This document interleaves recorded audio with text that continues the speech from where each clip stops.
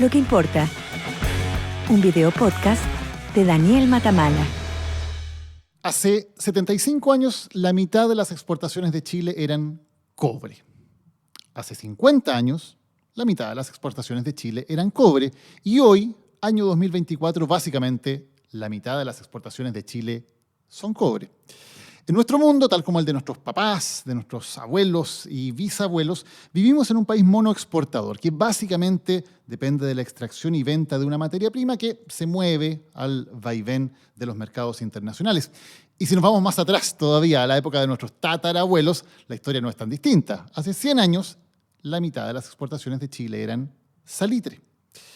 Ahora la esperanza está puesta en el futuro del litio, que muy poco creativamente estamos bautizando como el oro blanco, el mismo nombre que dábamos al salitre. Y de nuevo el cuento nos suena repetido. Otra riqueza natural que exportar. Hoy enviamos básicamente concentrado de cobre a China, que los convierte en alambres, en tuberías, en artículos electrónicos. El litio se va también a China, que lo convierte en baterías para los vehículos eléctricos. Tenemos los minerales, pero nos quedamos en el primer peldaño de la pirámide, el más bajo y el que menos renta. Y eso es un problema. A nivel mundial se suele hablar de la maldición de los recursos naturales, la paradoja de que la abundancia de recursos naturales no suele llevar a un país a la riqueza, sino más bien al contrario. Lo sufre África, lo sufre también América Latina, países muy ricos en minerales, pero sociedades muy pobres. O bien es una riqueza que no conduce al desarrollo, como pasa, por ejemplo, en tantos países de Medio Oriente, muy ricos gracias al petróleo, pero autoritarios, desiguales y concentrados económicamente. Es que la riqueza de las materias primas es una riqueza muy volátil. Nos pasó con el salitre, que nos dio una época de gloria, y cuando se acabó, nos sumergió en una tremenda crisis, con las salitreras convertidas en pueblos fantasmas y el país cayendo en una espiral de pobreza, de subdesarrollo y de inestabilidad política hace un siglo. Son burbujas que crecen y que luego se revientan al ritmo de los precios en los mercados internacionales. Pasó también hace no tanto en América Latina con el super ciclo de los commodities y luego con su caída. Pero también concentrarse solamente en la explotación y la extracción de un recurso natural genera un cierto tipo, un cierto modelo de sociedad.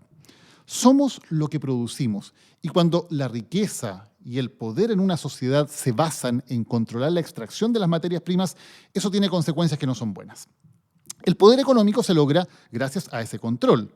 La riqueza y el poder lo tienen quienes controlan esas riquezas. Por ejemplo, quienes controlan las minas de cobre, las cuotas de pesca o las concesiones del litio. Ustedes saben qué es lo que ocurre en esos casos en nuestro país. Y no necesariamente quien esté más innovador, o quien es más eficiente, o quien desarrolla las mejores tecnologías, como debería ser en una economía capitalista. La lucha es por apropiarse de las rentas de la extracción antes que por crear nueva riqueza. Además, es una economía donde hay pocos incentivos para mejorar la educación y para invertir en investigación y desarrollo, que son asuntos que no son fundamentales para quienes están controlando esa economía. Es más, pueden ser un poco peligrosos, porque significan volver más compleja esa economía y eso no es un buen negocio para quienes controlan las rentas. Este modelo le permitió a Chile crecer en los 90 y en los 2000, pero ya tocó techo. Hace mucho tiempo que sabemos que en Chile el crecimiento es mediocre y la productividad está hundida. Y eso porque en economía existen los rendimientos decrecientes. Es esperable si uno hace siempre lo mismo. Desarrollo no es simplemente extraer más y más concentrado de cobre y mandarlo a China en barcos cada vez más grandes. La única forma de escapar de ello es con inversión en ciencia, tecnología e innovación que nos permita dar un salto en productividad. Cuando se plantea la necesidad de dar ese salto, generalmente el discurso de quienes controlan estas rentas extractivas es el de las ventajas comparativas. Nos dicen que Chile tiene que enfocarse en la extracción de recursos, en que tenemos esas ventajas, pero esa es una mirada muy miope en la sociedad del conocimiento en la que estamos. Hoy las sociedades más desarrolladas no son las que tienen más para extraer, sino las que saben más, las que tienen y han construido una masa crítica para poder innovar. Pensemos en las empresas con mayor capitalización bursátil del mundo. Salvo la petrolera saudí, todas son empresas tecnológicas que se basan en la innovación y el conocimiento. Apple, Microsoft, Alphabet, Amazon, Tesla. El foco pasa de lo que extraemos a lo que sabemos. Pensemos incluso en Chile, en unicornios como Crystal Lagoons, Corner Shop o Notco. ¿Qué ventaja comparativa tiene Chile para crear gigantescas lagunas artificiales o algoritmos para producir nuevos alimentos o aplicaciones de compra? La verdad es que ninguna. Si sus creadores hubieran comprado esta tesis, no habrían hecho nada. Y en cambio tuvieron la creatividad, el empuje y el ingenio para salirse del molde. Lamentablemente en Chile son más la excepción que la regla.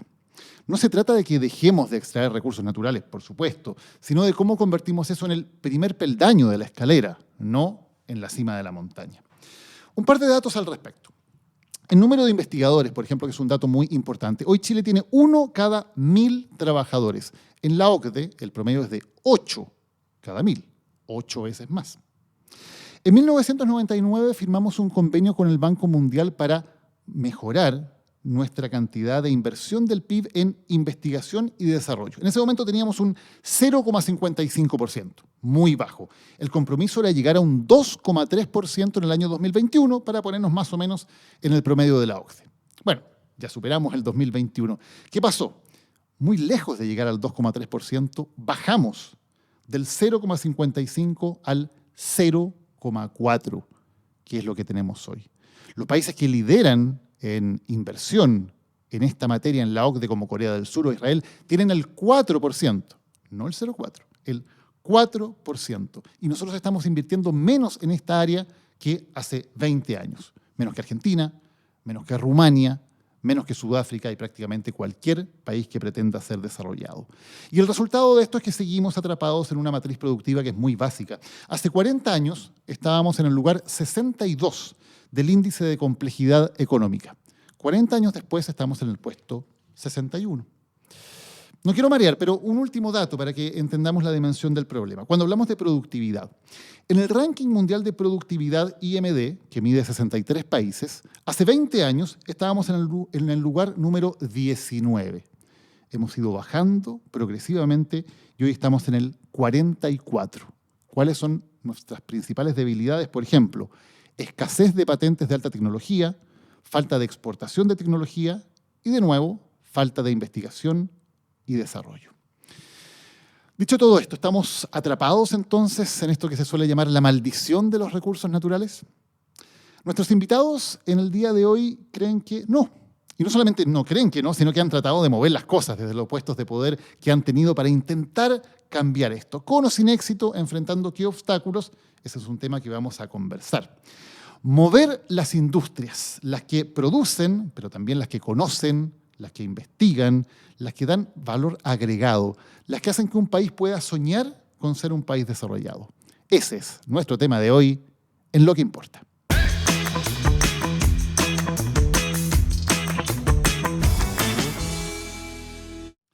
Nuestro siguiente invitado es un prolífico académico, también un prolífico escritor. Escribe muy buenos y muy entretenidos libros y a una velocidad envidiable. Y también fue presidente de Codelco. Óscar Landerreche, gracias por estar con nosotros en Lo que Importa. Hola Daniel, muchas gracias por la invitación. Óscar, hablábamos en la introducción y hemos hablado durante el programa de este Chile que básicamente hoy día sigue haciendo cosas muy parecidas a las que hacía hace 30, 50, 80 años, ¿no? Tenemos un producto de exportación, de extracción y básicamente nos dedicamos a exportar ese producto. ¿Se va a romper eso en algún momento en Chile? ¿Va a cambiar eso en algún momento en Chile? Bueno, depende de lo que hagamos. No va a cambiar mágicamente, no va a ocurrir porque sí. O sea, la historia de América Latina, lamentablemente, larga, digamos, desde la independencia, está llena de, como dice el libro famoso, casos de desarrollo frustrado. El libro de Aníbal Pinto, ¿no? Así, sí. Profesor de mi facultad, digamos. Pero no es solamente Chile los casos de desarrollo frustrado. Argentina es un caso inmenso de desarrollo frustrado. México, a fines del siglo XIX, tuvo una época, me aparecía la dictadura y los Chicago Boys, que se llama el Porfiriato, en que estuvo a punto y se desarmó, terminó la revolución. Brasil en la posguerra, el milagro brasileño, se desarmó. O sea, no seríamos el primer caso, por así decirlo. Entonces, y Oscar, ¿por qué es que en todos estos casos, porque me acuerdo mucho del apunto, porque en Chile también muchas veces hemos dicho, le hemos puesto incluso fecha, ¿no? El 2000 vamos a ser un país desarrollado, el 2010, el 2020, claro, el 2025. Claro. ¿Por qué también nosotros, aprendiendo esos ejemplos históricos, qué pasa que en todos esos casos los países se quedan en el a punto de? Lo que tienen en común toda esa experiencia, México fin del siglo XIX, Brasil posguerra, Argentina siglo XX, básicamente, y que podríamos tener en Chile son que los países no son capaces de hacer de darse cuenta de digamos, dos cambios que tienen que hacer, ¿no es cierto? Y es que tú puedes haber apostado a una estrategia de desarrollo hacia los sectores que tenías, que es bastante razonable para un país pobre, digamos, un país que tiene urgencias de pobreza. Tú agarráis lo que tenías, porque necesitáis sacar a la gente de la pobreza, necesitáis crecer, ¿no es cierto? Y probablemente eso tiene que ver con los recursos naturales, ¿correcto? Y es súper legítimo, pero tienes que darte cuenta de que eso no te va a durar para siempre, porque en economía hay algo que le enseñamos a los estudiantes en Introducción a la Economía, los mechones que me están esperando ya en la facultad, que se llama los rendimientos decrecientes, digamos. ¿Ah? O sea, algo te puede rendir, pero no te va a rendir para siempre. Y para seguir creciendo vas a tener que hacer otras cosas, vas a tener que complementar lo que tienes con otras cosas. Entonces, a veces lo que ocurre es que las élites, tanto políticas como empresariales de los países, y esto izquierda y derecha, se sienten muy contentas de lo que lograron en estos periodos de auge, ¿no es cierto? Y un poquito los invade la arrogancia, en el sentido de que, mira, llevamos 20, 30, 40 años creciendo y logrando cosas, sacamos a la gente de la pobreza, hemos logrado todas estas cosas, seguramente lo que hemos hecho es lo correcto, así que sigámoslo haciendo. Hay una trampa que además tiene que ver con la edad, ¿no? Si tú ya tienes una cierta edad y pasaste toda la vida haciendo algo, es difícil decir, ahora voy a hacer otra cosa. Entonces, ese es un primer problema. Perdona, Oscar, y que me suena muy parecido a lo que ocurrió en Chile, que claro, desde la vuelta a la democracia nos abrimos a las exportaciones, claro, abrimos la economía, extraemos cobre, años 90, años 2000, crecemos muy rápidamente y decimos, ya, porque ahí está la papa. Aquí encontramos, seguimos por este camino recto y la línea nos va a llevar al desarrollo. Y tú ves que hay gente muy como en la línea de volvamos a hacer lo de antes, cuando en realidad lo que hiciste te trajo acá, pero no significa que es lo que sigue. Y las trayectorias de los países exitosos en transiciones al desarrollo, desde las Coreas, las Irlandas, todo eso, es que hacen una cosa, a veces hacen cosas muy parecidas a lo que hicimos, recursos naturales, y después logran cambiar, ¿no? Y ahí está el clic del cambio. Entonces, esa es una. Sí, Oscar, es muy importante, déjame que me quedes un segundo, porque efectivamente mucho del discurso tiene que ver con que estábamos haciendo algo muy bien, en algún momento dejamos de hacerlo y por lo tanto tenemos que retomar, tenemos que volver a lo que estábamos haciendo. Esa no es la solución. Es que no dejamos de hacerlo, no es cierto que dejamos de hacerlo, no es cierto que dejamos de producir cobre, no es cierto que dejamos de producir vino, no. Lo que ocurrió es que dejamos de crecer. O sea, llegamos a un punto en que ya no crece, ya no estamos como era en los 90, si tú recuerdas bien, digamos, algunos de los que nos están escuchando son demasiado jóvenes para recordarlo, pero había una época en que, no sé si te acuerdas, pero aparecían nuevos productos. ¿Te acuerdas? El kiwi, no sé qué, aparecían como cosas nuevas, el salmón, pum, eran como nuevos productos que tenían, claro, como eran nuevos, tenían mucho rendimiento y generaban empleo, generaban desarrollo, muchas veces en las regiones. Lo que no tenemos ahora es eso. Entonces andamos tratando como de buscar nuevos sectores, ¿no? Entonces tenemos algunos sectores, así como los típicos como clichés que hay hoy en día, que son como el litio, el hidrógeno verde, ¿no es cierto? Pero en el fondo no los tenemos. O sea, en el fondo son como puras declaraciones como de intención hasta el momento, ¿no? Y que llevan bastante tiempo. Entonces, eso es lo que no estamos logrando, eso uno. Hay otras, por lo menos dos cosas que como que no se entienden muy bien del proceso de desarrollo. La segunda es que en América Latina, y esto es bien específico de América Latina, uno de los problemas que tienen los países para sostener sus procesos de desarrollo y estas transformaciones es algo que es ya más histórico de este lugar y es la desigualdad estructural de América Latina, que tiene raíces en la colonia, en fin, tiene incluso en algunos países, más que en otros, raíces raciales, tiene una profundidad antigua, digamos, es muy profundo, ¿no es cierto? Y esa desigualdad estructural, digamos, no es compatible con una sociedad liberal, con un capitalismo competitivo volcado hacia la innovación, con una democracia liberal. No es compatible. Entonces, a veces lo que le pasa a las élites, yo lo veo en la élite chilena, en la élite empresarial, es que como que fantasían, ¿no es cierto? Se reúnen en sus seminarios en el Hotel W, digamos, y tienen una fantasía sobre llegar a convertirse en Holanda, ¿cierto? Sí, pero Holanda es un país profundamente igualitario, en un sentido muy profundo de la palabra, en el sentido de que de verdad tienen los mecanismos, no para que no haya pobreza, porque la hay, siempre hay gente que fracasa en la vida y que tiene problemas, digamos, sino que si hay talento allá abajo, ellos tienen los mecanismos para sacarlo y llevarlo hasta arriba, lo tienen. Y por si acaso, Estados Unidos, que es una sociedad mucho más desigual que Holanda, también los tiene. O sea que la meritocracia realmente es real, funciona. Exacto. Y tú ves los principales, los millonarios que dominan California y todas estas plataformas que nos tienen adictos y vueltos locos, ¿no es cierto? Bueno, casi ninguno de ellos realmente partió rico. El único realmente Elon Musk, que era hijo de un minero sudafricano, digamos, pero todos los demás eran gallos en el garaje haciendo un emprendimiento. ¿Y por qué eso no pasa en Chile? Bueno, porque el tipo de políticas que tenemos que hacer para implementar una cosa meritocrática son mucho más agresivas. Un ejemplo que yo siempre uso es, digamos, de nuestra propia historia. Digamos, hay una universidad muy, muy buena en Chile, que es un poquito más pequeña que las demás tradicionales, que es la Universidad de Santa María, la Universidad Técnica Federico Santa María. Muy hermoso el campus de Valparaíso, ¿no? Ellos se llaman así mismo los sanzanos, que nunca he entendido muy bien por qué, pero ellos son... es una universidad muy buena, una universidad, obviamente, lo central que hace son las ingenierías desde el principio. Fue fundada por la persona que le da el nombre, que hizo su fortuna básicamente exportando a California. Esto tuvo que ver con la fiebre del oro y que Chile estaba posicionado en el Pacífico. El gallo se hizo rico, ¿ya? Y lo que hizo fue fundar una universidad que en sus estatutos iniciales decía lo siguiente, y creo que dice hasta el día de hoy, es una universidad para darle una educación técnica de altísimo nivel al hijo del obrero. Y la universidad originalmente era como Hogwarts. De hecho, eso que se parece así a Hogwarts, él trató de armar una especie de colegio público inglés. Tenían uniforme. Si tú vas al museo de que ellos tienen los uniformes que usaban, eran uniformes ingleses. Y trajo puros profesores alemanes como extranjeros porque los profesores acá eran malos. Mira lo que estamos hablando. Estamos hablando de que alguien fundó una universidad privada gratis para los cabros más inteligentes, hijos de los obreros. Ahora, explícame tú, el súper empresariado que tenemos ahora, que se siente súper orgulloso de lo que ha logrado y que yo le reconozco lo que ha logrado, ¿cuál es la universidad equivalente que han fundado? Las universidades que han fundado, primero, no son gratuitas. Segundo, en general son bastante elitistas. ¿Ya? Y tercero, no tienen una vocación de desarrollo económico orientado hacia la técnica, hacia la ingeniería, como eso. Entonces, tampoco es que esto es una idea nueva. Se le ocurrió a Federico Santa María. Entonces, hay algo cultural, quizá político, quizá, no sé, más profundo, que hace que nosotros no estemos dando ese paso, ¿no? Los pasos los conocemos, sabemos cuáles son. Los coreanos del sur, cuando partieron su proceso de desarrollo después de la guerra terrible que tuvieron, tenían un PIB per cápita que era como la mitad que el nuestro, ¿ya?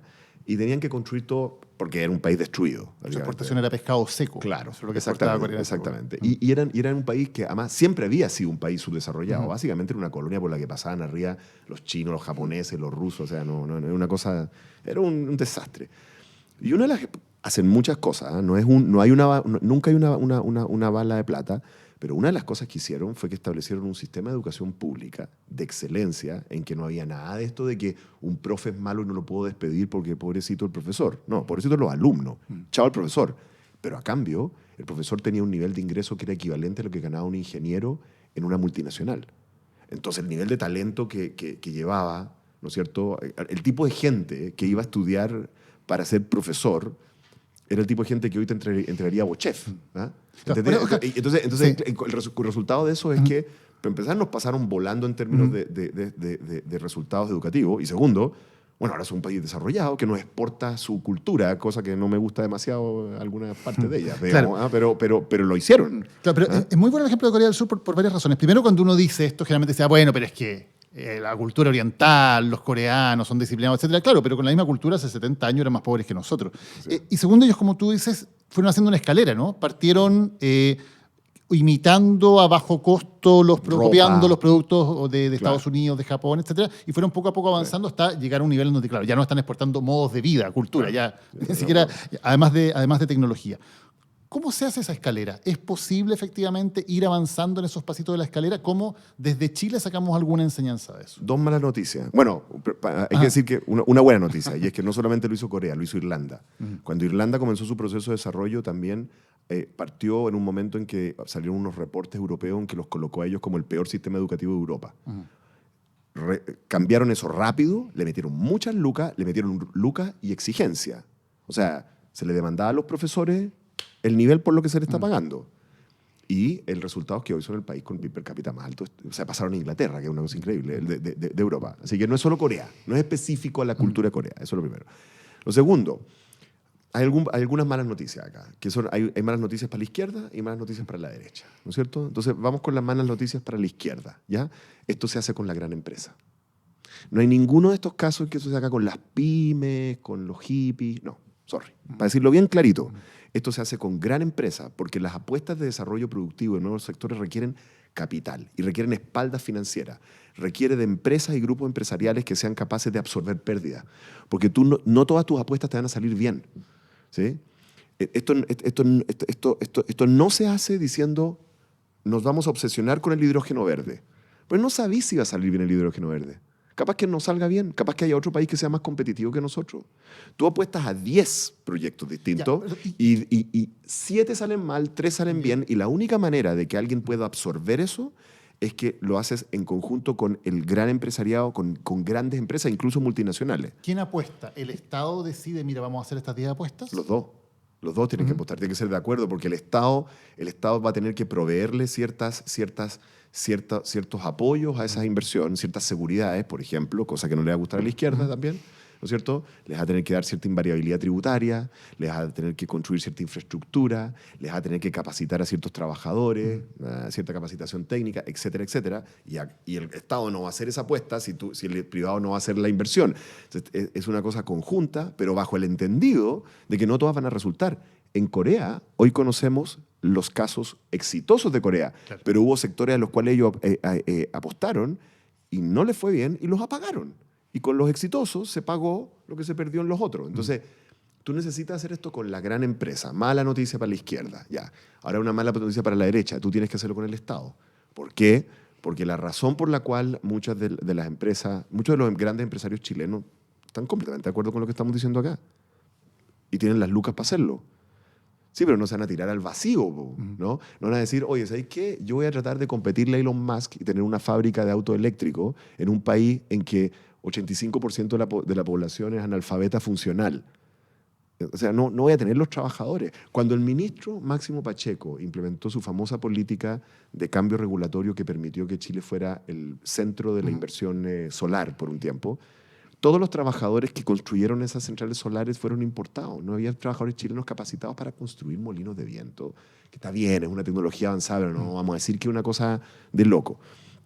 Entonces, un empresario no se va a tirar de cabeza con eso, no se va a tirar de cabeza con los déficits de infraestructura que tenemos.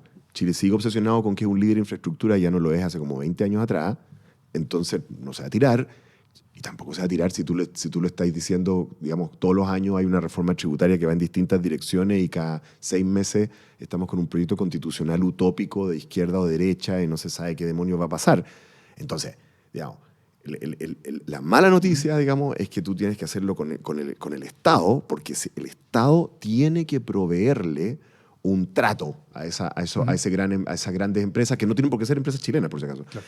A esa gran empresa tú tienes que decir, estas son las condiciones que yo voy a crearte para que tú hagas esa inversión, pero a cambio usted, señor empresario, señor grupo empresarial, usted, ¿qué es lo que se compromete a hacer en términos de inversión, de empleo, de capacitación, metas de exportación usadas en los coreanos? Era como, yo te ayudo, pero usted me va a decir cuánto va a exportar y cuándo. Y si no... ¿Ah? Ya, ¿y cuáles son esas apuestas? Porque hemos hablado del hidrógeno verde, es algo que más o menos está establecido, que es una de las cosas a las que Chile debería apostar. ¿En qué otros ámbitos Chile debería apostar para usar este término? O sea, yo creo que primero no hay que apostar a fetiches. Tenemos un problema con esto. ¿Ya?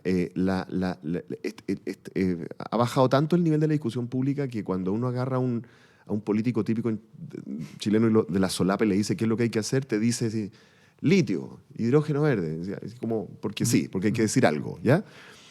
Lo que muestra la experiencia es que uno no apuesta toda la granja a un producto, porque no sabe si va a resultar ese producto, ¿ya?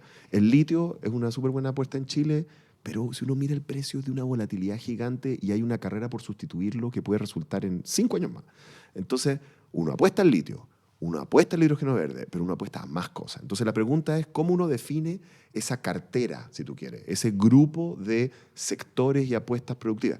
En realidad, para ser justo, el periodo de auge económico que tuvo Chile entre fines de los años 80 y durante toda la concertación, en realidad Chile apostó a varias cosas. Si tú lo piensas, eran todas de recursos naturales, pero eran diferentes. Era salmones, era celulosa, era fruta, era vino, era esto. Entonces, algunos salieron bien y otros mejor y otros peor, porque así tú diversificas la apuesta, ¿no? Y aumentas la probabilidad de tener éxito. Ahora, todos bastante menores en relación al cobre. Chile siguió exportando el 50% de cobre, básicamente, eso se mantuvo más o menos estable durante todo este tiempo. No es así. Eso volvió a ser cierto cuando volvió a subir el precio del cobre, pero durante los años 90, que el precio del cobre estuvo deprimido, creció muchísimo. Si tú miras la distribución de las exportaciones, todos estos sectores crecieron y sustituyeron al cobre como por 15 años. Buena parte de la época de mayor crecimiento económico de Chile fue no con cobre, con cobre estancado y de bajos precios. Pero volvimos a lo mismo. Bueno, pero eso porque creció el precio. Pero ojo, eso se logró con apuestas. Lo que estoy tratando de decir es que eso se logró, incluso las políticas de la dictadura no apostaban a un fetiche, apostaban a varios, ¿entiendes? Porque entendían que algunos pueden fracasar y otros pueden tener éxito, ¿ya? Entonces, eso es una lección importante, porque también eso se observa en Corea, en Irlanda, en Finlandia, en todos estos lugares. Entonces, la pregunta es, ¿cómo uno define esto? Claro, ¿cuál es lo que tenía la dictadura? O no, en realidad no era la dictadura, era básicamente el gobierno de Vigi, o sea, el ministerio de Vigi, y después la concertación.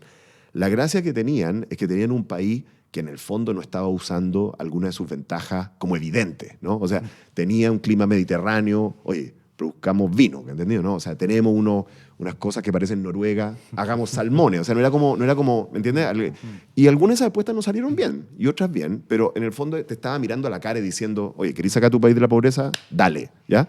Entonces, esa es como la gracia. El problema que tenemos ahora es el siguiente, que Chile tiene que transitar hacia tener una participación en los mercados globales en productos que no son obvios, ¿no es cierto? Entonces, cuidado con lo obvio, porque lo obvio es poquito. Lo obvio es litio, lo obvio es hidrógeno verde. ¿Y qué pasa si no resultan? Entonces uno tiene que tener un mecanismo para apostar a cosas no obvias. Esta empresa Notco, ¿no es cierto? Esta empresa que produce sustitutos de carne hechos de vegetales, que de hecho es un exalumno nuestro de la facultad, ¿no es cierto? El que la hizo, con sus amigos, digamos. ¿No es cierto? Eso no es obvio. No es obvio que Chile tenga que tener eso. Porque tiene una ventaja comparativa Chile para producir eso, para producir cuestiones, claro. No hay ninguna razón. Entonces, lo que necesitamos es un mecanismo para que los privados propongan apuestas. Ese es el punto. Y esas apuestas sean conversadas con el Estado, porque el Estado tiene que evaluar si está disponible para proveerle esas seguridades a esas apuestas. Porque puede haber algunas apuestas que sean unas peladas de cable que no funcionan. Entonces, ese tipo de conversación es una conversación que no tenemos acá en Chile. Entonces, capaz que lleguen unos privados y digan, oye, ¿sabéis qué? Nosotros creemos que sí podemos competirle, no sé, a Elon Musk en tirar satélites. Y uno diga, a ver, analicémoslo. Va a ser muy difícil que todas estas ideas se le ocurran simplemente a personas que trabajan solamente en el Estado. El Estado puede evaluar si está en condiciones de proveer las condiciones para desarrollar estos sectores. Pero es muy probable en la economía moderna que buena parte de esas ideas que no son las obvias surjan de los privados y sean los privados los que vienen y digan, mira, ¿sabéis qué? Yo estoy dispuesto a hacer una apuesta en esta cuestión. Así, ¡pa! ¿Y qué es lo que quiero a cambio? Esto. Bueno, y después uno va y le dice, bueno, está bien, te voy a dar lo que tú me pides, la infraestructura, la capacitación, pero yo quiero algunos compromisos tuyos, ¿no? Compromisos, porque yo quiero que esto impacte a la gente, no quiero que te hagáis rico tú solamente. No quiero puro recaudación tributaria y tú ganando plata. Lo que quiero es empleo, es desarrollo del entorno donde tú vas a invertir. Quiero que la ciudad donde tú vas a poner tu fábrica tenga el mejor colegio de Chile. Eso es lo que quiero. ¿Lo podía hacer? Yo te construyo la carretera. Ya, pues. Y a ver, por ejemplo, hablábamos de Corea, que es como un modelo, hablamos de Irlanda. Otras veces se dice, bueno, es que Chile debería mirar más bien a países que son ricos en recursos naturales, pero que lograron construir a partir de ahí. Australia, por ejemplo. ¿Hay una lección que podamos aprender de países que desde los recursos naturales lograron romper esa maldición escalando? Hay varias lecciones. Primero, que ellos, lo que caracteriza a Nueva Zelanda y Australia es que nunca renegaron de los recursos naturales. O sea, también está esta idea de vamos a hacer puras cosas súper sofisticadas y no vamos a tener más minas nunca más. Ya, eso es una idiotez. Eso no tiene ni pies ni cabeza, ¿ya? Uno no reniega de eso, lo trata de hacer más limpio, súper bien, pero ya, primero. Y segundo, lo que sí hicieron, particularmente los australianos, los neozelandeses también más en el sector agrícola, y los australianos en el sector minero, es que se tomaron completamente la industria de servicios tecnológicos de esos sectores. O sea, no solamente exportar el mineral, sino que aprender a hacerlo y al aprender a hacerlo, exportar esa tecnología y ese know-how. Claro, o sea, yo lo vi en Codelco. Codelco fue la primera empresa global en tener una división completa de camiones, de los camiones gigantes, eso, drones. Fue Gabriela Mistral, la primera, Codelco. Y hay muchas otras innovaciones que partieron en Codelco con los superingenieros que sacan nuestras facultades y que todos van a Codelco a hacer sus peladas de cable. Y algunas les resultan. Bueno, y todos terminan después trabajando en Australia. ¿Para quién terminan trabajando? Para BHP y para Río Tinto, que son las empresas mineras más avanzadas tecnológicas y que ahora más bien exportan tecnología minera, además de minería. ¿Y cómo permitimos eso? O sea, ahora las divisiones más grandes, digamos, de camiones drones están todas en Australia. Nadie maneja un camión en Australia. Se manejan con un programa, los manejan, ¿ya? Y resulta que en Chile nos quedamos ahí y no pasó nada más. Entonces, ¿Y por qué nos quedamos ahí? Tú, además, estuviste en Codelco, digamos, desde esa experiencia. ¿Por qué nos quedamos ahí? bueno, ¿Qué nos faltó? cuando yo me instalé en Codelco, ¿no es cierto? La frase que estaba instalada, que a mí me hizo envejecer 10 años, digamos, me dijeron, ¿por qué no estamos haciendo esto? Y me dijeron, es que el negocio de Codelco no es la innovación. Esto me lo dijo gente que es del sector empresarial chileno. ¿Te lo dijeron con esas palabras? Pero creo que está en las actas de los directorios. El negocio de Codelco no es la innovación. Que para mí, el negocio de toda empresa es la innovación. De toda empresa, ¿ya? Bueno, lo que hicimos fue fundar una empresa tecnológica. La fundé, se llamaba Codelco Tech. Era una empresa, además con un modelo de innovación abierta, que era con el sector privado, con la universidad. O sea, no era una cuestión así como estatista de la Unión Soviética. Se terminó mi periodo, lo cerraron. ¿Por qué? Porque yo creo que no hay una convicción. Primero no se entiende esto, y yo creo que hay, lamentablemente, un cierto nivel de arrogancia de las personas que presidieron y que condujeron con mucho mérito el modelo de desarrollo que siguió Chile en los últimos 30, 40 años, y genuinamente creen que hay que seguir haciendo lo mismo. Y no entienden de que lo que ellos construyeron solo va a dejar un legado si sobre lo que construyeron, no en contra de lo que construyeron, sobre lo que construyeron se hacen nuevas cosas. Y no hay ninguna manera de que un país haga nuevas cosas si no es con innovación. O sea, pero por favor. Para mí las grandes empresas chilenas, privadas y públicas, Codelco, por cierto, Latam, Conchitoro, etcétera, etcétera, etcétera. Todas las que Arauco, no sé, todas las grandes, todas debieran tener un Codelco Tech. Todas debieran tener una filial tecnológica dedicada a la innovación abierta en que usan los problemas técnicos que ellos enfrentan para crecer y los convierten no solamente en una instancia que les da la solución, que es obviamente lo que tiene que hacer la empresa, sino que además la manera en que hacen eso genera capacidades tecnológicas que después se convierten en otros negocios. Y la pregunta es por qué eso fue lo que hizo Río Tinto. La pregunta es por qué no se hace, Oscar, porque ya tenemos evidentemente que en política sabemos que hay factores. Está esta discusión entre decir o los 30 años fueron maravillosos y hay que volver a eso, o los 30 años fueron un desastre. En vez de decir los 30 años fueron muy buenos en su momento y ahora tenemos que buscar cómo... Otros 30 años. Claro, cómo hacer los siguientes 30 años, ¿no? Claro. Está bien, sabemos que en política tenemos esos elementos. ¿Qué pasa en la empresa privada? Porque uno dice, a ver, la empresa privada evidentemente va a hacer lo que es más rentable. Y si fuera rentable invertir en tecnología, lo estarían haciendo. Sí. ¿Por qué no? ¿Por qué no pasa? Esto también materia de instrucción en la economía, la trampa del prisionero, ¿ya? Entonces hay una cosa que se le enseña a la gente que estudia economía, que son los problemas, digamos, de coordinación, ¿ya? Y entonces la trampa del prisionero es un modelo de teoría de juego en la cual dos agentes, si toman determinadas acciones, digamos la acción positiva, ambos van a estar súper bien, ¿correcto? Si ambos toman la acción negativa, o sea, se portan mal o hacen las cosas en forma mediocre, ambos van a estar súper mal. El problema es la combinación. El problema es cuando se genera una situación en la cual, si uno se porta bien, ¿no es cierto?, el otro va a abusar del que se porta bien. Y los incentivos están así. Porque cuando tú haces el modelo de eso, a lo que conduce es que en el fondo, a pesar de que los dos agentes saben qué es lo que hay que hacer, saben que hay un mundo mejor, ¿ya? Pero ninguno de ellos tiene los incentivos para hacerlo. Déjame darte un caso que es el típico que usamos, que es como cuando se daña un semáforo. ¿Te has fijado que cuando se daña un semáforo y uno va en un auto y está cerca, al principio como que se mantiene un poquito como la regla, pasan unos, pasan 10, pasan 10, pasan 10, hasta que un maldito sinvergüenza, ¿no es cierto?, un matamala, se mete cuando no le correspondía. Y ahí todo el mundo dice, no, yo no voy a ser el imbécil Claro, si no eres el Gil, O digamos. sea, yo no soy el Gil, ¿cierto? O es cuando va en la carretera y uno se mete por la caletera, Claro. ¿cierto? Todos nos metemos por la caletera, o sea, yo no voy a ser el Gil. O sea, yo me porto bien, yo hago lo que genera el bien común, si es que yo creo que todos lo van a hacer, yo no voy a ser el único idiota. Eso es lo que está pasando. Lo que está pasando es que en el gran empresariado no le creen a la política, particularmente la política adversarial para ellos, no le creen, digamos, de que realmente no quieren destruirlos a ellos. Y, bueno, hay ciertas razones para, digamos, creer eso, como si el discurso ha sido muy explícito, ¿no es cierto? Y en el mundo de la izquierda, digamos, hay una cosa como de no creerle a los empresarios, son todos corruptos y miserables. En realidad, si hacemos cualquier cosa con ellos, vamos a tener como con SQM, digamos, ¿ah? Ese tipo de problema. Entonces, hay una trampa al prisionero que política, cultural, pero que es muy real, que hace que los incentivos de cada uno a ser generoso, a hacer apuestas, no existen.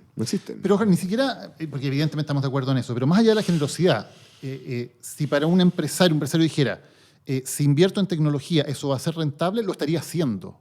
Los empresarios creen que la inversión en tecnología o en investigación y desarrollo no es rentable. ¿Por qué? Porque no creen que el sistema político les va a ayudar a crear las condiciones para que sea rentable, porque no va a ser rentable solo por ello. Ellos van a estar dispuestos a invertir en esa tecnología si es que alguien se compromete a hacerles la infraestructura, si es que alguien cuando les promete esto va a ser su régimen tributario, se los cumple y no 2 años después les incumple. Si es que la permisología efectivamente no funciona de la manera en que funciona en Chile, que te dicen, tú ingresas a un proyecto y te dicen, estas son las condiciones, se empiezan a demorar en decirte que sí, y 5 años después, cuando te dicen, oye, ¿sabéis qué? ¿Te acordáis lo que tú me pediste? Bueno, ahora las condiciones son mayores. Y tú dices, pero me hubierais dicho antes, ¿ya?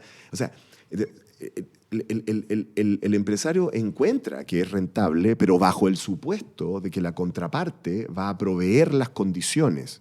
Ahora, la pregunta es la siguiente. Para ser adultos en esto, uno tiene que preguntar por qué a la política no le está conveniendo proveerle al empresariado esas condiciones. Y yo creo que eso tiene algo que ver con malos comportamientos empresariales. O sea, que en el fondo, si yo me meto, ¿no? Como dicen los gringos, in bed, no sé, si yo me acuesto con los chiquillos, puedo salir mal. Puedo salir mal yo para mi carrera política. No confían en ellos. ¿Correcto? Y hay una falta de confianza, por lo tanto, que es Entonces, social que está en la base entonces, de todo. lamentablemente, lo lamentable de esto es que la única solución a esto es liderazgo. O sea, la única solución a esto es que surjan en la política chilena y en el empresariado y en los movimientos que sea de todo tipo, ¿no es cierto?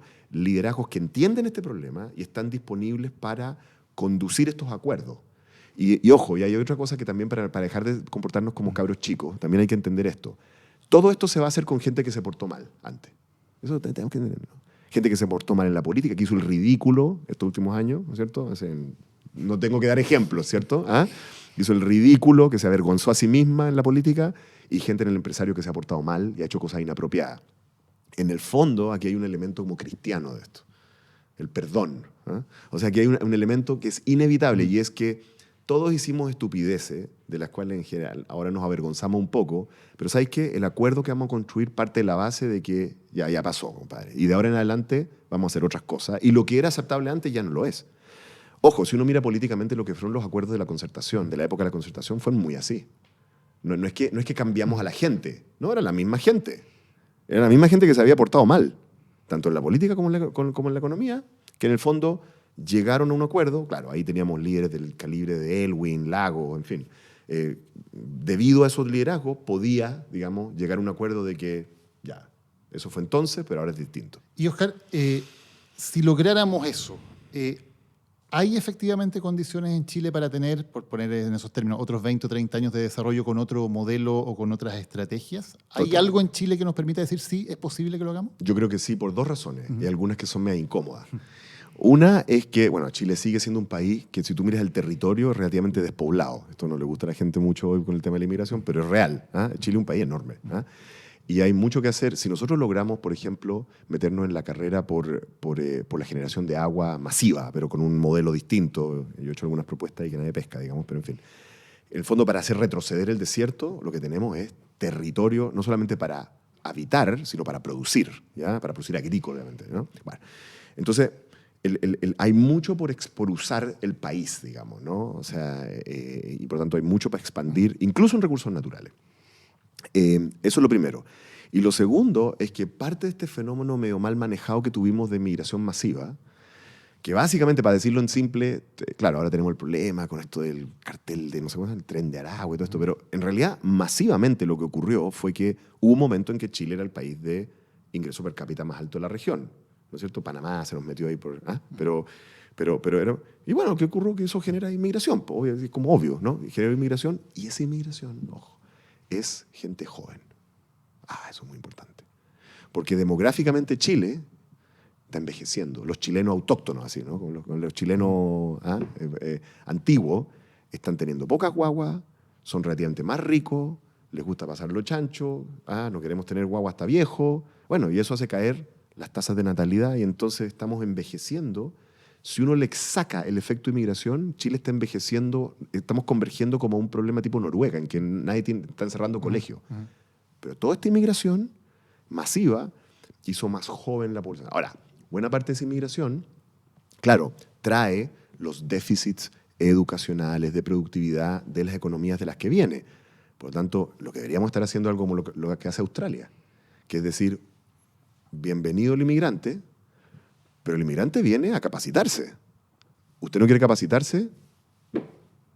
No inmigra. Usted viene a aprender las tecnologías que nosotros necesitamos. Necesitamos 10.000 ingenieros en no sé qué, en centrales fotovoltaicas. Ya, eso es lo que usted viene a hacer. Es que de nuevo, me parece muy interesante los ejemplos que pones, porque en los dos casos tú estás poniendo cosas que vemos como problemas, por ejemplo, la desertificación o, por ejemplo, la migración, estás diciendo que hay oportunidades. Exacto. Ya.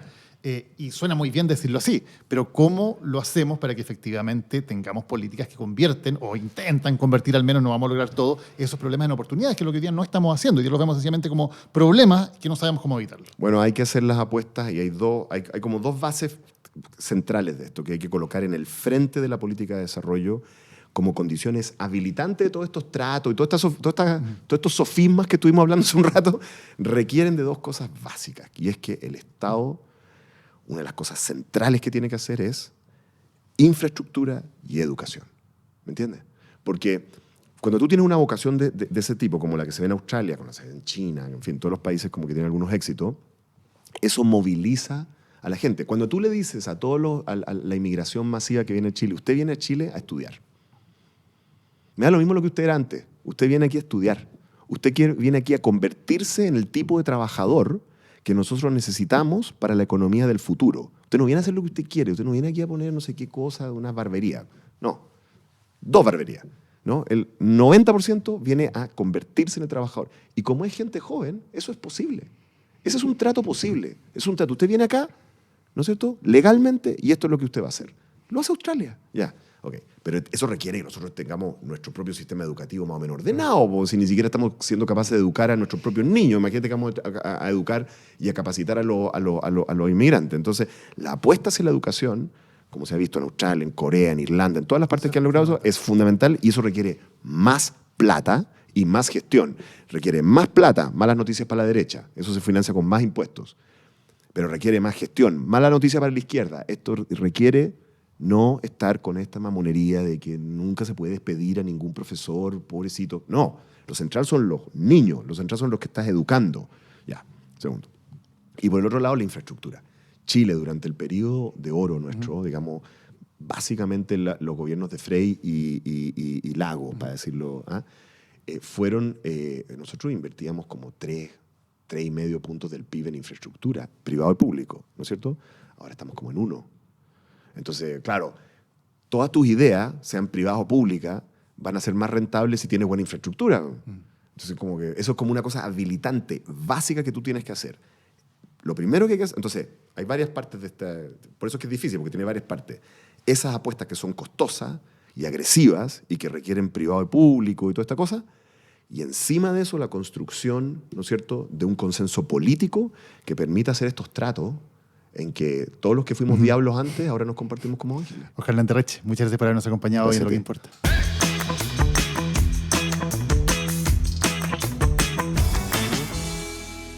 José Miguel Benavente, quien actualmente es el vicepresidente ejecutivo de Corfo. Ya vamos a hablar de cuáles son sus misiones y sus labores actualmente, pero además es un referente a nivel internacional en materia de innovación. José Miguel, gracias por estar con nosotros hoy en Lo que Importa. Muchas gracias por la invitación.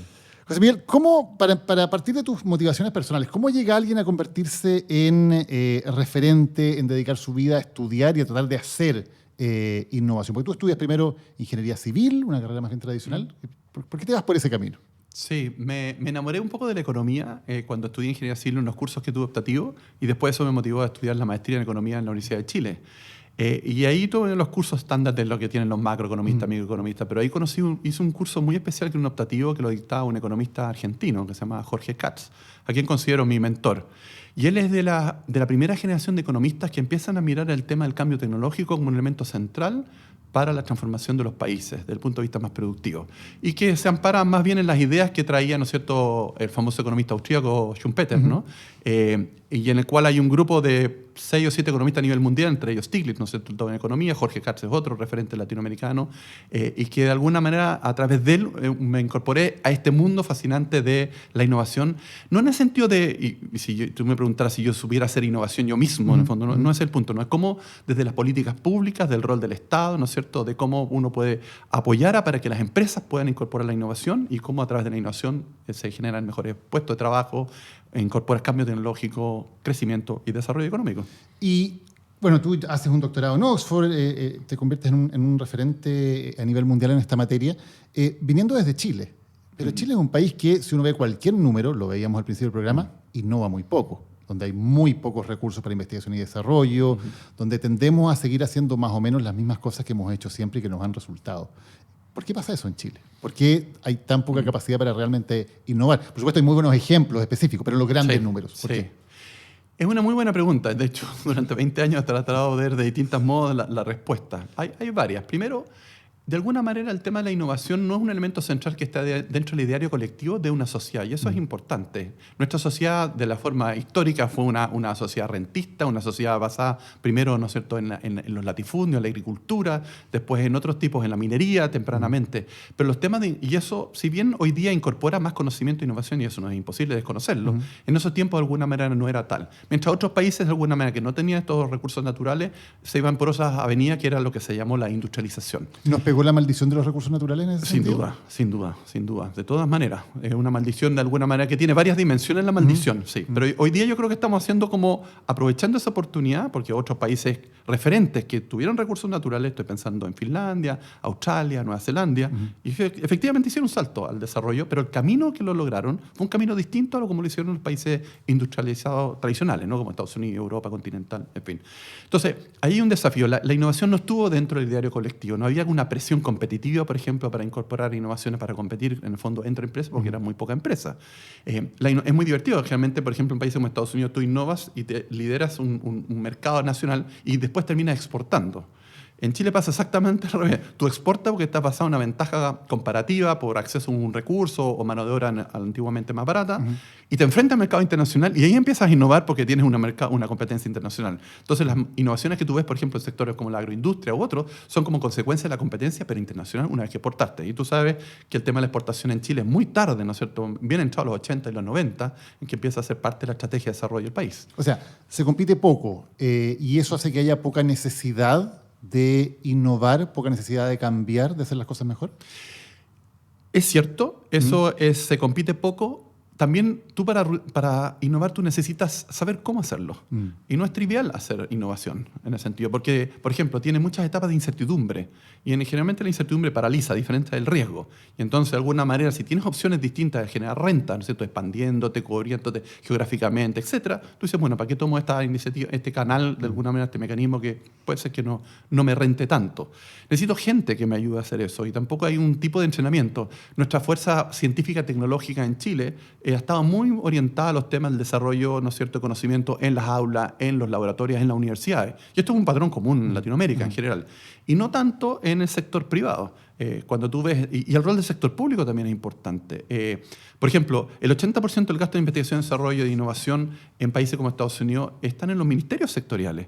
Un ministerio de defensa, un ministerio de energía, un ministerio, ¿no es cierto?, de salud, que en el fondo son capaces de estructurar problemas, que es un tema que después podemos ver con más detalle, y después le piden al mundo científico-tecnológico, a las empresas o emprendimientos, de que entreguen soluciones para los problemas que tienen estos ministerios. Es importante, José Miguel, porque un poco la visión que hay muchas veces sobre el tema de la innovación es que es algo más bien espontáneo, ¿no? Que hay un genio que, digamos, se encierra en el taller o en el garage de su casa, claro, e inventa una nueva tecnología así de la nada y da la impresión de que esto fuera como generación espontánea. simultánea. Sí. ¿No es tan así? No, por supuesto que no es así. No. De hecho, en la literatura se conoce como lo que tú hablas del modelo lineal liderado por la oferta, técnicamente. Es decir, como que tienes una idea, esa idea potencialmente puede generar valor y después alguien potencialmente te la puede comprar. De hecho, la distinción fundamental entre invento e innovación, que es muy clave, es que invento es algo que técnicamente se puede hacer, factible de hacer, utilizando elementos científico-tecnológicos, que pueden construir una máquina, un producto, etc. Y la innovación es en aquella situación en que tú logras que ese invento sea aceptado por un tercero y que esté dispuesto a pagar por él. Pagar en el sentido de transacción comercial o, por ejemplo, que sea útil para un tercero como la sociedad que dice esto es importante para mí, yo lo valoro. Ahí pasa a ser una innovación. Y es muy interesante porque en el fondo cuando tú ves la cantidad de inventos que se registra a través de patente, tú tienes, por ejemplo, en términos porcentaje, hay 100 registros y las que generan innovaciones son más o menos 7. O sea, la valoración de los inventos de alguna manera por quienes los usan es como el 7%. Y por lo tanto una cosa es hacer el invento por gente que tiene estas ideas y otra cosa muy distinta es que esto sea valorado por alguien que esté dispuesto a comprarlo. ¿Cuál es el rol del Estado entonces aquí? Hay varios roles del Estado. Por ejemplo, uno, empujar a que hayan más de estos inventos. El segundo, ver que haya, por ejemplo, temas de propiedad intelectual para que estos inventos se puedan transformar en innovación para que capture esa renta. El tercero, de alguna manera, ver que esta demanda, potencialmente, el Estado puede actuar como demandante. Es decir, mire, yo tengo problemas y necesito inventos necesarios porque si que alguno de ellos resulta, yo lo voy a utilizar para mis problemas que tengo. Asociados, por ejemplo, a temas de cambio climático, pueden ser temas propios del Estado, bueno, en el caso de defensa, evidente, ¿no? Y cosas de ese tipo. Y además, de alguna manera, generar un espacio para que haya también espacio... fuentes de ensayo y error. Estamos muy poco acostumbrados culturalmente, ¿no es cierto?, a que haya ensayo y error. Y el proceso de innovación lleva a ensayo y error. Y entonces parte del rol del Estado es decir, bueno, apoyar estos tipos de procesos y mecanismos que se instalen en la empresa, que sea ojalá en forma rutinaria, y ver que esto genera impacto y después que ellos sigan solos. Claro, tú has trabajado con Mariana Mazzucato, que ha hecho muy famosas, digamos, algunas de estas ideas a nivel mundial con libros que han sido muy, muy populares y muy influyentes, ¿no? Y ella pone también ejemplos de cómo cosas que uno piensa, bueno, esta es una innovación totalmente de un genio privado que se le ocurrió, digamos, no sé, como el iPhone, por ejemplo. Sí. Que hay un tipo muy genial que se le ocurrió hacer esto. Y la verdad es que cuando uno ve finalmente cómo se hace esto, tiene mucho que ver también con cuáles son las necesidades de una sociedad y cómo el Estado también va articulando esas necesidades y va permitiendo así que florezca esta iniciativa privada, ¿no? Ahí el Estado tiene dos, una que es lo que tú mencionas y el otro caso particular que siempre Mariana sugiere es que además las tecnologías que están dentro del iPhone, muchas fueron desarrolladas con recursos públicos por entidades públicas. ¿Cómo así? Por ejemplo, todo el tema de GPS, todo el tema de Internet, todo el tema, ¿no es cierto?, de los correos, toda la tecnología que está en el fondo detrás del iPhone, casi toda fue desarrollada por justamente necesidades que tenía el Ministerio de Defensa de Estados Unidos para temas que tienen que ver obviamente con cohetería y esas cosas, que después tuvieron aplicaciones civiles. Y una vez que tuvieron aplicaciones civiles, la magia que tiene de alguna manera el iPhone es que las estructuró en un aparato de diseño que es tremendamente atractivo y que da provisión de servicio a un ciudadano o un cliente. Pero si tú ves de alguna manera toda la tecnología que está detrás, excepto el diseño, casi toda fue desarrollada por el Estado de los norteamericanos. Entonces ahí tuvo otro rol. Entonces, como tú también en el ámbito tecnológico, tú tienes gente genial que a través del diseño de estos dispositivos utiliza información, conocimiento que es de público dominio, que lo puede estructurar, empaquetar y darlo de una manera, ¿no es cierto?, que pueda ser útil y generar valor en quien lo usa. José Miguel, ya, clave. Todo esto es la teoría y lo que uno le gustaría ver, pero ahora tú tienes un cargo, vicepresidente ejecutivo de Corfo, con todo el peso histórico que eso significa, ¿no? Corfo, y uno primero se imagina las industrias, el intento de industrializar Chile desde los años 30, 40, etc. ¿Qué se puede hacer hoy día desde la burocracia estatal, desde Corfo, concretamente para implementar estas ideas e intentar que en Chile dejemos solamente de extraer y empecemos a saber y a innovar un poco más? Muy buen punto. Efectivamente, y aprovecho, estamos justo en el año de aniversario 85, la Corfo tuvo una etapa 30 años de industrialización. Hoy día muchas de las grandes empresas que existen en Chile fueron creadas por la Corfo. Más de la mitad de las empresas que se transan en bolsa hoy día son creadas por la Corfo. Todas las empresas eléctricas, todas la TAM, etcétera, por poner nombres, ¿no? Y eso fue consistente con una etapa que tenía el mundo de industrialización y Chile creo que lo hizo bastante bien y gracias a la Corfo en ese tiempo obviamente se pudo hacer esto. Y esto también de gente, ¿no es cierto? Aquí los estudiantes de matemáticas del Instituto Nacional entraban todos a Ingeniería en la Universidad de Chile, entraban todos a la Corfo, después terminaron y de ahí se iban todas estas empresas públicas. Hoy día, obviamente, durante un tiempo la Corfo también cambió un poco en los años 90 en su mirada con respecto al apoyo a la innovación a nivel individual, emprendimiento, etcétera. Surgen programas al final de los 2000, ¿no es cierto? Startup Chile, etcétera. Y en esta administración hemos querido es construir sobre eso, o sea, seguir apoyando ese tipo de cosas, pero incorporar cosas adicionales. Y en vista de lo que tú decías, ¿qué temas nos motivan? Uno, principalmente, y esto fue durante la administración anterior, hay un compromiso de Chile de descarbonizarnos para el 2050. Y esta es como la gran misión, digámoslo así. Porque tenemos una fecha, que es el 2050, y tenemos una métrica, tenemos que estar descarbonizados. ¿Okay? Y eso te genera un conjunto de cosas que tú tienes que hacer para lograr eso. Y entre ellos tienes que ir desarrollando tecnología, tienes que desarrollar nuevos sectores, tienes que ir desarrollando, ¿no es cierto?, competencias, empresas, en el fondo, que ayuden a generar esto. Y el rol de la Corfo, entre otras cosas, en esta dimensión, es justamente estructurar los distintos espacios donde esto se pueda hacer, apoyar con financiamiento, con coordinación, con recursos en cuando se necesite, y también empujar y liderar una agenda, sobre todo en el mundo público, que vaya en esa dirección, esperando que la administración que lo siga, porque esto es 2050, tome la posta y la siga. Y ahí hay varias formas. Expresiones de eso son la política, la Estrategia Nacional del Litio, expresiones de eso son la Estrategia Nacional de Hidrógeno Verde, como dos casos que, si tú los piensas, están muy relacionados entre ellos, que están apuntando a los temas de descarbonización. Hablemos un poquito del hidrógeno verde, porque aparece cuando uno habla, cuál es el futuro de Chile, es uno de los temas que aparecen inmediatamente. Y expliquemos primero, ¿qué significa el hidrógeno verde?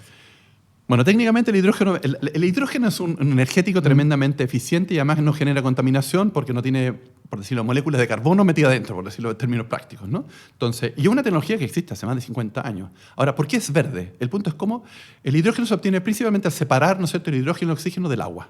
Y para separar necesitas energía eléctrica. La pregunta es, ¿de dónde sacas la energía eléctrica? Si tú la energía eléctrica la produces con carbón, una central de carbón, eso se llama hidrógeno negro. Si tú la produces con gas natural, eso se llama hidrógeno gris. Y el hidrógeno verde es que la energía que tú utilizas para separar la molécula viene de una fuente de energía renovable no convencional. ¿Por qué Chile podría estar especialmente bien posicionado para vender ese hidrógeno verde? Porque justamente tenemos la producción, tenemos dos ventajas. Una que es obvia, que la producción de energía verde potencialmente puede ser la más barata del mundo, ya sea solar o fotovoltaica. Y por lo tanto podemos producir el hidrógeno verde de toda fuente muy barato porque la energía es barata. Y la segunda, que es bien importante, para producir energía de esta característica tú necesitas mucho espacio.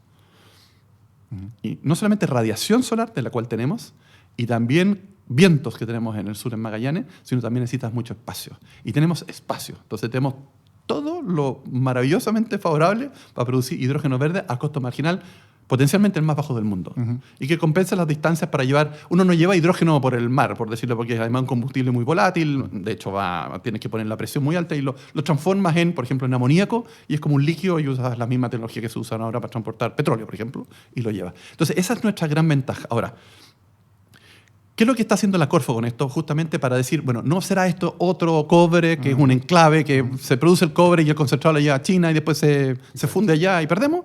Justamente nosotros estamos viendo cómo generamos encadenamientos productivos asociados a esto. Cada aerogenerador, ¿no sé, tú has visto el tamaño de los aerogeneradores? Sí. Una sola empresa que tiene los proyectos necesita 6.000 de esos. Imagínate andar transportando por el mundo 6.000, porque caben 3 en un barco, el puerto te queda a la escoba, en el fondo, si los vas bajando. Entonces, ¿por qué no producirlo en Chile? Si la demanda va a estar local. Y eso necesita tecnología, necesita manufactura. Esta vuelta idea de tener capacidad, ¿no es cierto?, de producir cosas más sofisticadas. Parte y pieza, aspa. ¿Por qué no hacen los aerogeneradores?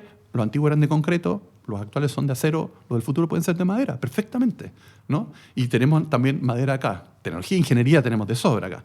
Electrolizadores, que es otro equipo, que son tecnologías muy antiguas, en el fondo, que las patentes ya expiraron, etcétera, pero perfectamente con todos los materiales que tenemos los podemos hacer acá. Y lo vamos a necesitar acá. Entonces va generando este tejido, este entramado productivo. Y la mano invisible del mercado no funciona acá. Necesitas un rol de coordinador. Y el Estado juega en esta idea de Estado emprendedor, justamente este rol junto con el privado para avanzar en estas dimensiones. Esto no son más subsidios ni poner barreras de alguna manera comerciales, como la vieja usanza de la política industrial. Esta es la nueva política industrial. Y parte de nuestro rol es esto, cómo coordina esto en el territorio, utilizar ya infraestructura que existe, puertos, infraestructura, tuberías, en fin, ¿no? Sí, me quería quedar en ese punto, porque precisamente cuando uno empieza a hablar de estos temas, inmediatamente algo que surge es saber, pero aquí, si esto es negocio, lo van a hacer los privados. ¿Por qué se tiene que meter el Estado con su burocracia, con los temas políticos entre medio, a inmiscuirse en asuntos que son de negocio y que finalmente si el hidrógeno verde es tan buen negocio o si producir baterías de litio en Chile es tan buen negocio, lo que sea, lo van a hacer los privados? ¿Qué tiene que hacer el Estado en este asunto? Bueno, muchas cosas, pues en el fondo. A ver, pongámonos, tú eres una empresa que quiere instalarse en Chile de alguna manera y quieres invertir 20.000 millones de dólares, que no, esos son los números, 20.000 millones de dólares en los próximos 10 años. ¿Okay? Y tú de alguna manera dices, ok, yo quiero instalar, bueno, ¿quién es Chile? Tú eres una empresa internacional para producir esto. Sabemos que Chile tiene todas estas ventajas, etc. Porque cuando tú traes una inversión, no solamente tiene que ver con la capacidad, por ejemplo, que tengas una aceptación local de esto. Tiene que ver con más allá de las permisologías que son evidentes, ¿no? ¿Cómo yo de alguna manera me garantizo que está bien? El gobierno del presidente Boric y el gobierno anterior también, que formó parte del diseño de la estrategia, estaba convencido. Pero ¿quién me asegura que el gobierno que siga se van a mantener las condiciones en el fondo para que haya estabilidad, que haya infraestructura, en fin? Bueno, necesito algún tipo de commitment, como se dice en inglés, ¿no? Una forma de compromiso. Bueno, una de las cosas que estamos haciendo nosotros es crear un facility financiero que está financiado por el Banco Mundial, el BID, el Banco Europeo de Inversiones y el KfW. ¿Y por qué lo traigo a colación? Junto con nosotros, con la Corfo, creamos esto y lo vamos a abrir ahora a final de este año, que son 1.000 millones de dólares de préstamos y de garantía, de segundo piso. Porque de alguna manera eso, como plata, lo tenemos que devolver. Y a ti te va a convenir que el 10% o el 5% del financiamiento venga de este facility. No porque nosotros esté una tasa de interés más baja, sino porque hay un compromiso del Estado chileno, no del gobierno chileno, del Estado chileno de que esto es una cosa de largo plazo y que para ti necesitas esa seguridad. José Miguel, cuando hablamos de esta nueva política industrial, el nombre es bastante grande, digamos, ¿no? Sí. Porque además, como tú decías, nos remite a la época de la primera política industrial de la Corfo. ¿Qué metas realistas podemos tener? Porque en la práctica, tú lo decías, Chile siempre ha sido un país extractivo, monoexportador antes de salitre, ahora de cobre por mucho tiempo, ahora tenemos la esperanza puesta en el litio, pero es básicamente la misma historia. ¿Hay esperanzas reales de que esto pueda cambiar en algún momento, de que la economía de Chile pueda ser más compleja, más sofisticada, más diversificada? ¿O siendo realista eso es muy difícil? No, completamente realista. O sea, hoy día, por ejemplo, asociados a los contratos del litio, tenemos unas cláusulas que nos permiten hacer llamados para productores especializados. Ya lo hicimos el año pasado, llegaron 2 empresas chinas que van a empezar a producir en el año 25 material catódico, que es parte y piezas de baterías. Subir un peldañito, digamos, Un peldañito, sí. en la escala, ¿no? Vamos a hacer otro llamado que con el otro contrato lo vamos a hacer ahora, en 2 meses más. Y ya por el ley del lobby sabemos que a lo menos se van a instalar piezas y partes y potencialmente se van a hacer baterías de litio en Chile. Y eso va a pasar de aquí a un año y medio. Y eso significa sofisticación, porque las condiciones que ponemos nosotros, y esto es parte del rol del Estado también, las condiciones son, bueno, ¿quién se lo adjudica? Aquel que en el fondo genere más valor agregado, aquel de alguna manera genere más inversiones, aquel que en el fondo emplee más chilenos y también en la ocasión, por ejemplo, que no estén en Santiago, ¿no? Eso es parte del rol de la política pública, ¿te fijas? Entonces hacemos estos llamados y vemos estos criterios que utilizar para asignarlo. Esto está pasando, esto es puro y duro. ¿Y por qué esas baterías? Porque esas baterías probablemente algunas van a estar orientadas al mercado, ¿no es cierto?, de automóviles, pero también necesitamos baterías estacionarias. Justamente aquí lo vinculamos con hidrógeno verde. Uno de los problemas que tiene lo fotovoltaico y el viento es que no sopla 24 horas al día ni el sol no está 24 horas. Necesitas almacenar energía. Eso lo almacenan en baterías de litio especiales, no de autos, sino más grandes.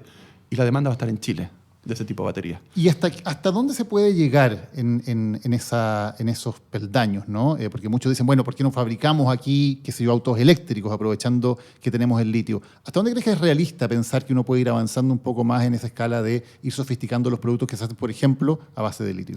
Bueno, te contesto con el mismo argumento que dabas tú. El mercado lo dirá. Pero de alguna manera nosotros tenemos que hacer los llamados necesarios para que esto vaya funcionando y se vaya, sin empujarlo, para que se vaya construyendo. Entonces, si nosotros de alguna manera hay un compromiso de desarrollar todo este tipo de, por ejemplo, piezas y partes que se necesitan hacer en Chile, que tenemos un acuerdo con los desarrolladores, bueno, haces el tejido productivo. ¿Hasta dónde? Bueno, hasta que de alguna manera sea rentable hacer acá. Las baterías estacionarias, la demanda va a estar local, por lo tanto hay una oportunidad. Pero de nuevo, necesitamos acelerar este proceso, coordinar. Necesitamos, por ejemplo, tanto en el mundo del litio como el hidrógeno verde dicen, necesitamos gente. Y las empresas no forman la gente, es parte del rol de la política pública. Entonces nosotros tenemos que preguntarle, bueno, ¿qué tipo de gente necesitamos para que sea pertinente a los requerimientos en términos de competencia?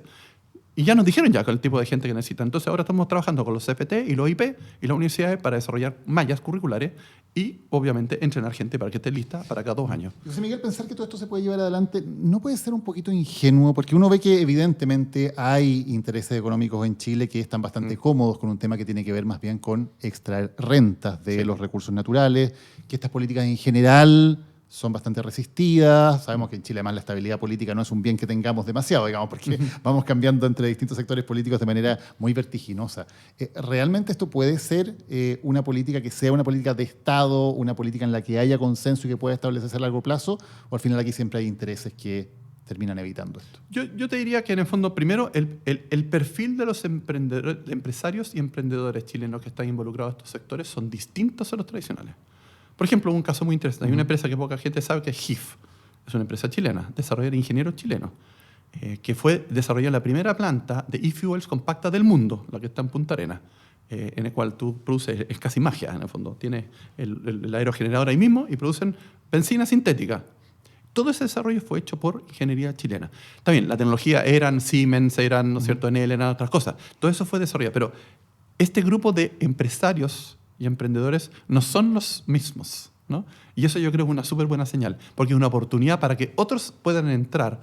Son ingenieros de formación, técnicamente muy sólidos, que de alguna manera están logrando esto. Y ahora ellos están no solamente haciendo cosas en Chile, están haciendo cosas en Estados Unidos, aprovechando el IRA, están haciendo cosas en otros países como Uruguay, en fin. Lo segundo, que creo que es bien importante, estamos tratando de generar mecanismos de tal manera de que esto se continúe en el mediano plazo. Por ejemplo, la estrategia del litio, nuestra idea es dejar todo organizado y armado durante esta administración.